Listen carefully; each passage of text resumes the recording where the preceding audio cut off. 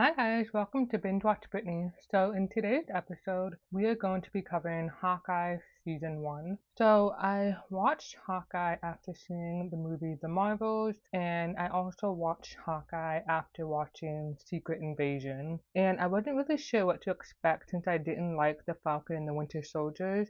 Secret Invasion and Hawkeye are a TV series. The Marvels is a movie, and so I'm more familiar with the movie timeline. I haven't really gotten into all of the TV shows. I wasn't really sure what to expect from Hawkeye, but I actually thought it was going to be about his daughter. And then, obviously, as I watched it, I realized that this was a girl who didn't really have any connection to the Marvel superhero universe, but she becomes a part of it in Hawkeye. So, with all of that being said, let's go ahead and get into the rest of the episode. So for my 5 key points, for point number 1, Kate discovers the Ronin suit.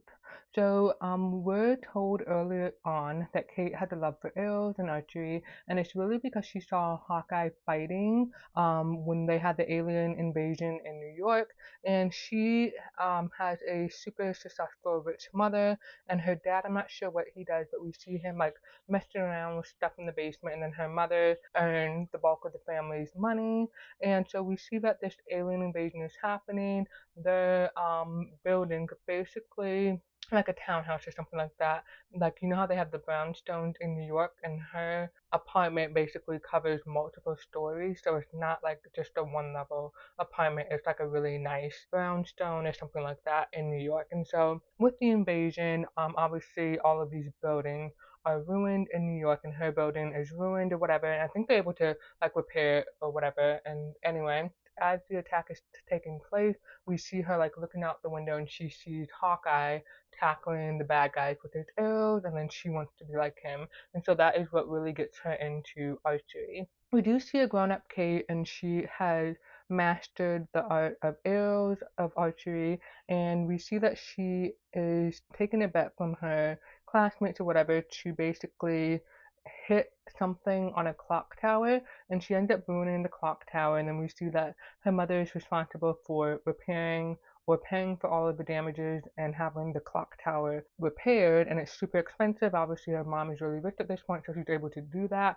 but it's just annoying that she has to clean up after her daughter in this way. We also see that Kate is kind of struggling with the fact that her mom is dating someone new. She had no knowledge of this, and this was just kind of sprung on her. And so she finds out that her mother has a boyfriend, and then they end up going to this party later on. It's a really fancy party. They're all dressed up, and she ends up going to the party, and there's a guy there, Armand, who tells her that they're engaged. And so obviously this information should have come from her mother, but it came from Armand, and she's really upset about this because again, all of this was just thrown at her on the spot. She really did not have any time to process this. And so we do see that there is a moment where Kate is kind of like walking around the party. She sees her mom and Armand talking. He doesn't like the way that he grabs her mother, something like that.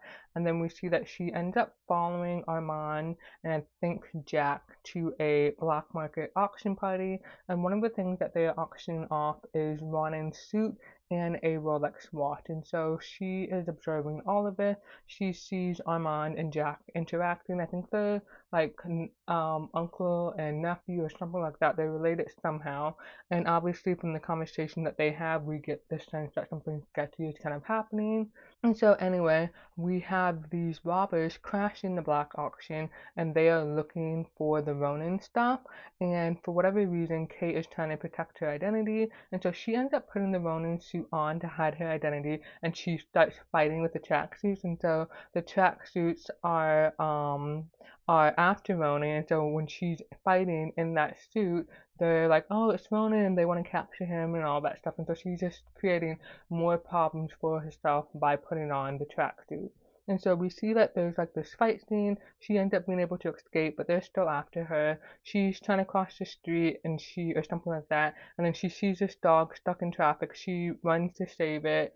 And then she ends up taking the dog back to her apartment. She changes out of her clothes, that sort of thing. the tracksuits meet up with her again, and then somehow I think Ronan hears or maybe sees. Oh, I think he sees the story of her saving the dog on the news, and so he goes out to try and find like who this person is, and then he runs into Kate and he realizes, hey, this is just a kid. She has no business being involved in all of this stuff and so on.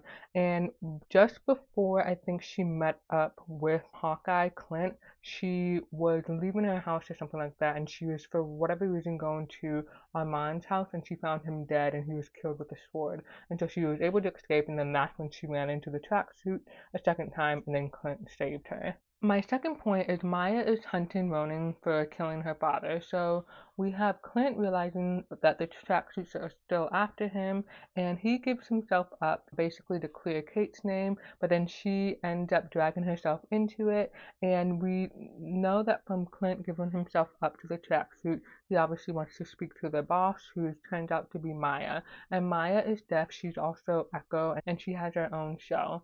And I didn't like that the majority of her story was told in Hawkeye because it kind of made Echo redundant. And so obviously I watched Echo first, so I really kind of got to experience it all for the first time. But if I had watched Hawkeye first and then Echo, I wouldn't have liked it just because it kind of basically told a good portion of her story already. And then we have Kate again, as I mentioned, she crashes that little thing that Clint is doing to clear her name, and so now she's just further proving that she's involved in everything, and so she's just making it harder for him to clear her name, and so she gets roped into the drama.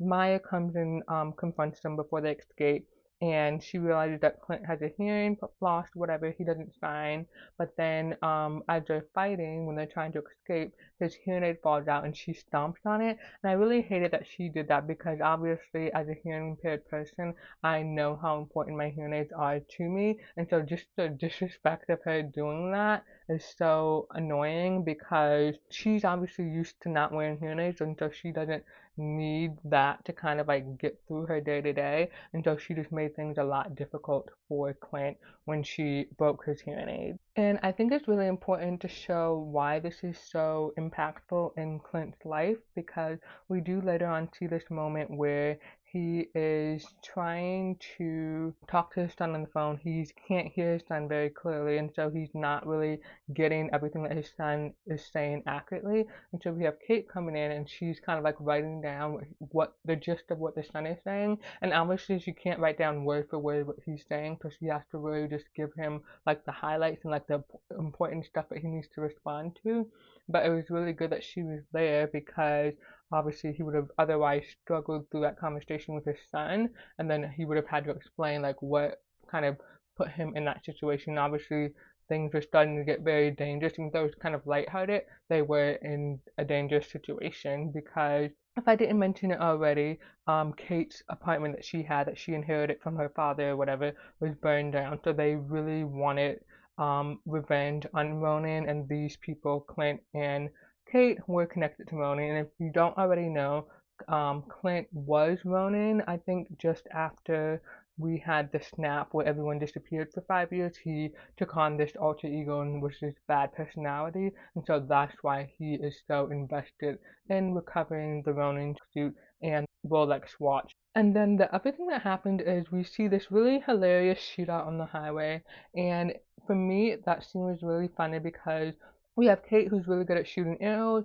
but we have Clint who has all of these trick arrows and they do different things. I can't recall everything, but they did have one that was like a suction thing, and it was how they were able to escape by jumping off of the bridge. And then they had arrows that it like bounced off of the person instead of going through them. If it hit them, it just bounced off of them. And then there was one that maybe kind of like spilled some type of liquid to block the view of the windshield because they aimed it at the windshield, that sort of thing. And so the arrows just did different things. And so it was just really cool to see all of that play out. And then we have this other thing happening where the Ronin suit gets stolen because after Kate's apartment is burned down, they're not really able to grab anything. So the Ronin suit is just sitting there in Kate's apartment. There's police officers all over the place. And so when Clint goes back to get it, it's gone. And so it turns out that the suit ended up at this live role play group event or whatever, and so he had to participate in it in order to get the Ronin suit back. For my third point, Kate realizes that Jack has a connection to the tracksuit. And so what we see happening is that after Kate's apartment burns down, she gets a call from the police and she needs to go meet with them about her apartment and just share, like, all of the details that they would want to know, like, was anybody threatening you, that sort of thing. And so she ends up, I can't recall why this happened, but she is suspicious of Jack at this point because Jack has a thing for swords, or really into fencing, that sort of thing. And then also she doesn't like him, and so she, I think, maybe wants to gather information on him. I'm not sure, but she ends up breaking into her mother's house. She's on her computer, and she's able to find out that Jack is basically paying off, or money is going into some account that Jack has, and it's also connected to the tracksuit because I think it's called Sloan Limited, and for some reason there's a huge connection with that, and so this eventually leads to Jack getting arrested. For my fourth point, Yelena was hired to kill Clint. So we know at this point that Clint and Kate need to recover the Rolex watch that was also being sold on the black market auction, and they're able to track the watch down to a specific penthouse, and so they go to the house, stake it out, they break in, Kate goes, and there's just like funny moment of Kate like trying to get into the building. He wants to like basically break in, like what a skilled thief or something like that would do. I can't think of the word that I want to use, and then Kate just goes downstairs, she helps an old lady, and she just is able to get in through the front door. And so we see that Kate gets into the apartment, she's looking around, and she sees this light flashing, and she's telling him about it or whatever, and then he realizes that the flashing light is because the person who lives there has a hearing loss, and it's Maya's apartment. And so I think they're able to get out with the watch, but they have a fight between Clint and Kate and Maya, and then Yelena comes onto the scene. And so we have them fighting for a little bit. Maya ends up leaving the scene, like she's kind of like not defeated in a sense. She could still fight, but she kind of says, okay, that's enough, I'm gonna back away. And then it's kind of Clint and Yelena still going at it. And then, so what we know about this Rolex watch is that it is important because it has the owner's information on it, and we later find out that it has Clint's wife's information on it. And then what happens is Yelena ends up breaking into Kate's apartment, and she ends up explaining why she wants Clint. And the reason why she wants Clint is because she is convinced that he is responsible for her sister Natasha's death, who is Black Widow, and she just refuses to believe that Black Widow just willingly gave up her life to basically save Clint. And so she really is holding this against him.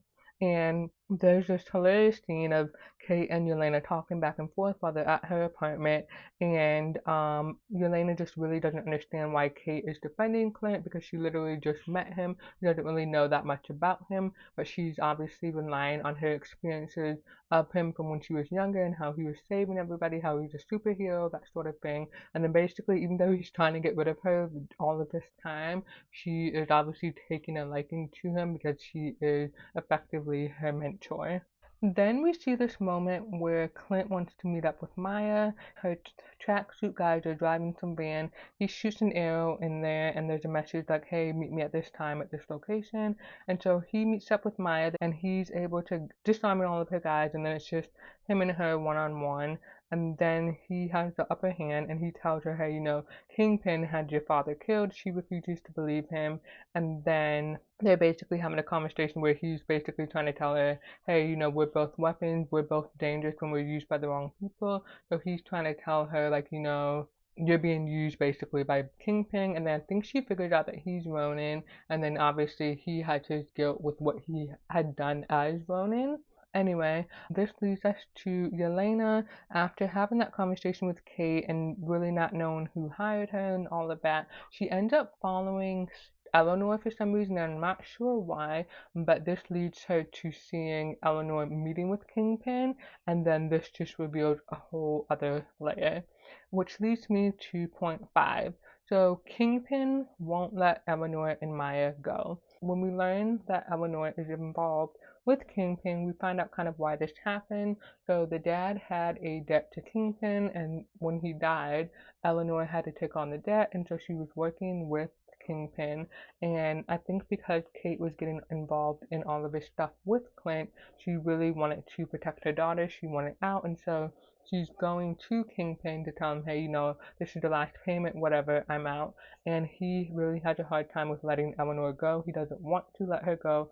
He feels like, I run this city, you guys need to be bowing down to me, there's no walking away from this. And we also see that he's frustrated with Maya because Maya is kind of acting differently and kind of not doing everything that he wants her to do.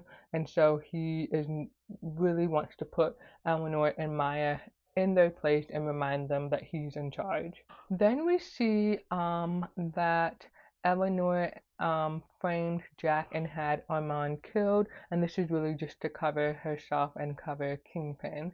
We also have Eleanor throwing a party, and so we have Kate and Clint working with the live roleplay group. They're kind of like their backup. They have Yelena there who's going after Clint, and then we have Cassie who is Maya's like right hand man or whatever, and he is there to kill Eleanor because she is trying to back out of the deal with Kingpin. So we see this showdown between Clint and Yelena, and they have this showdown kind of like on a ice skating rink, and this is after him and Kate have defeated all the bad guys, and then she kind of comes in at the last minute, and she's really just beating up Clint. He's not even fighting back, and then she's kind of trying to force him to admit that he was responsible for Natasha dying, and he just says, the same thing that he's always been saying, which is that Natasha sacrificed himself to save Clint because Clint was the one, I believe, who got the short straw, and then him and Natasha were racing to see like who would basically sacrifice themselves.